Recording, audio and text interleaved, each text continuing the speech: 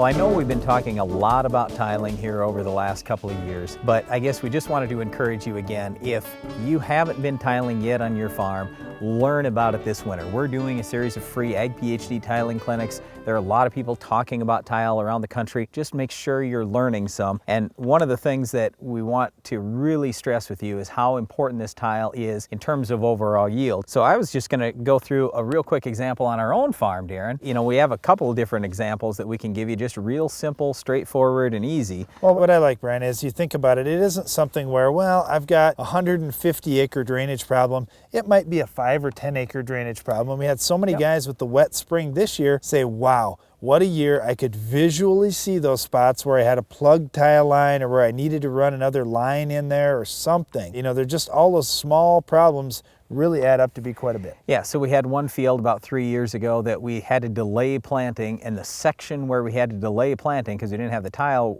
in the ground and working yet, we lost about 40 bushels in yield. It was huge. So you start looking at something like that and you can easily pay for tile in less than 1 year. Here's another example on some ground that I own. Back a few years ago, we had 6 acres on this field where we had literally 0 yield, and we had the 12 acres around it that yielded about half. Okay, so when you look at those 18 acres and what we could get for additional crop at $6 corn, you're talking around $11,000 of extra crop. And to tile the area, our cost to put the tile in, figuring labor and equipment and everything, was a little over $7,000. So I mean, it was an unbelievable return on investment, and it paid off in 1 year. Well, you think about how important these things are, and yeah, there's a lot of things you can do with $7,000, but what in the world are you going to do with $7,000 that's going to give you $12,000 back this year and next year? Well, I'll just give you one other quick example. We did a little project with one of our neighbors, and we hadn't had rain in almost 3 months, and so the neighbor's like, it's probably not going to be that big a deal right now. And we started pulling through. It took 2 tractors to pull through, and we were only going 3 feet deep. The water just came pouring out of there. And for this particular farmer in the quarter section that we're talking about, he's going to gain at least 10 acres. He's got probably another 20 acres. He's going to gain half the crop because he's only been getting about a half crop there. If that doesn't pay off for him 100% in 1 year, I'd be shocked. So we see examples of this all over the country. And again, don't think that we're talking about ripping up wetlands. I mean,